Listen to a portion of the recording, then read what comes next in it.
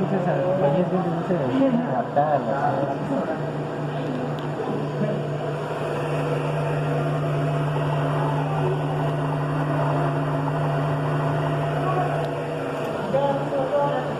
Al canal. Le hubiera dicho, ya,